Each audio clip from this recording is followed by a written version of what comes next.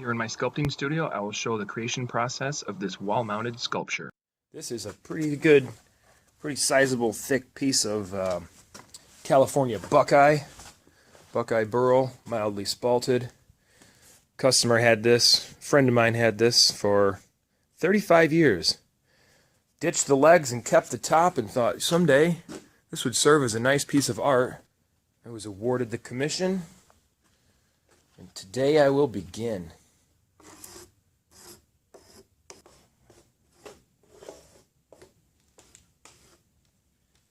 I can't imagine a day not beginning with coffee.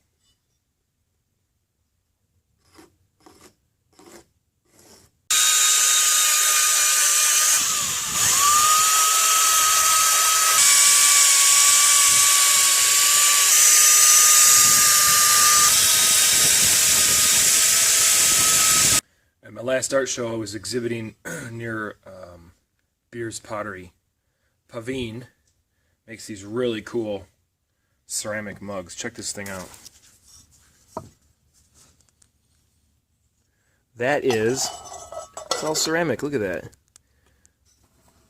Really cool mechanical features, pipe fittings, nicely hand sculpted hexes, signature of course. Looks like metal, completely ceramic. I love it. Makes my coffee taste better.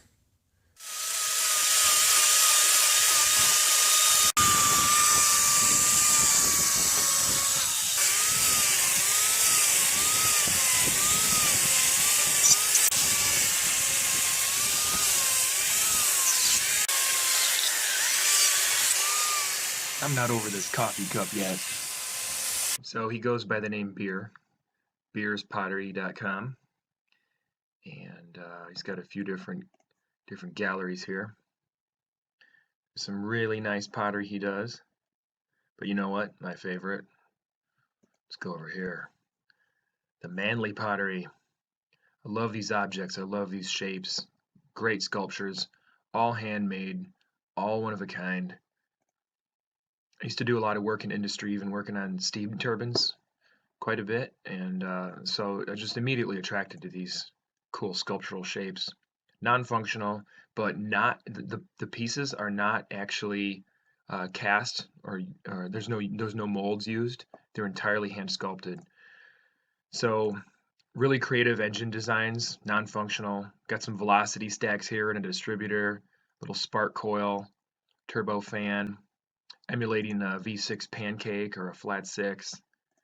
Look at this one. This is a tea kettle. So like I believe the bell housing here, the transmission mount flange, is sort of the base of the kettle, and then here you'd have the pour spout. I don't believe that's functional. Well, they're a few $1,000, so you wouldn't probably put it on the stove anyway, but these are incredible to have in a space. Someday I'll have one. I'll graduate from my coffee cup. Look at these coffee cups. He says, if you're going to put it in the microwave, be sure to pull the pin first. Haha, because it's steel. So.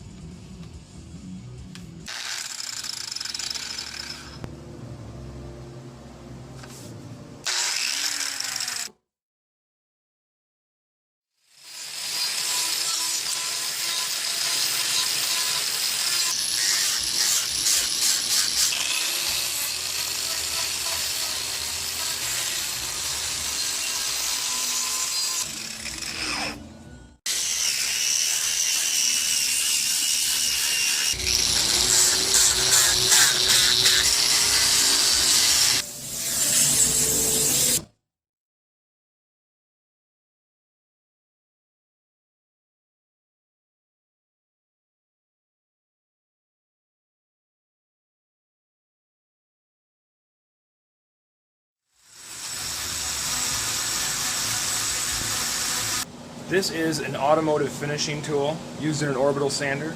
So then I put it against a grinder and I reduce the size of it till I get the diameter I want, and then I cut pieces of sandpaper and then use spray adhesive, stick it to the back. And of course, with the router speed controller, reduce the speed. These grinders are like 14.5, oh, this one's 11,000 RPM, way too fast. It'll just throw that sandpaper, puts too much heat in the wood, heats the resin and discolors it, and then you know, you gotta turn down the speed. Even that's too fast. It's more like it. The irregular edge helps me roll up and into corners.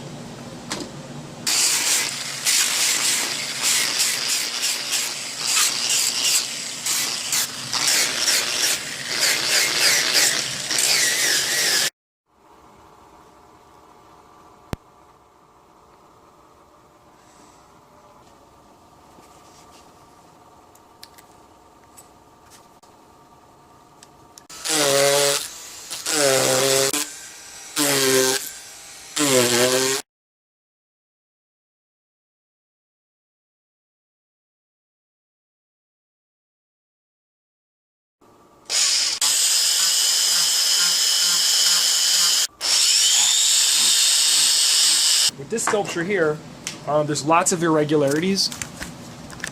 So because we're skipping all these gaps and holes, you know, with sandpaper, it's gonna depress into there. So if we use a form tool, a block, if you will, it'll skip over that with ease. Now this is this is like a bread knife or something that or whatever. I've ground the teeth off. Or got some. This is 2 layers of motorcycle inner tube or bicycle inner tube, probably motorcycle if it came from around here, and then it's a piece of cloth in between as sort of a dampener.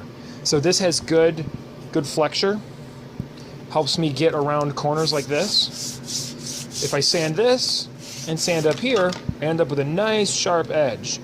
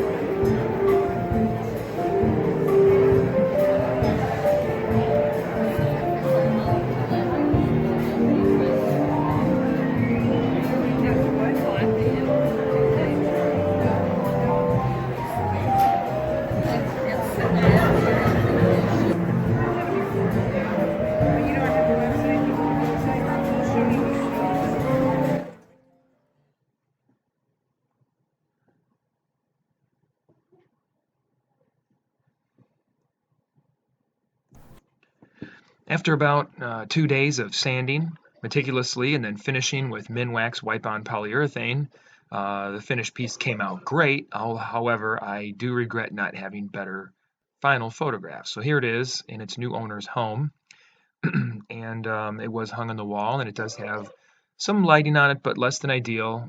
That will be improved upon, but I decided to release the film anyway because I so well documented its creation process. I hope you enjoyed the video. Thanks for watching.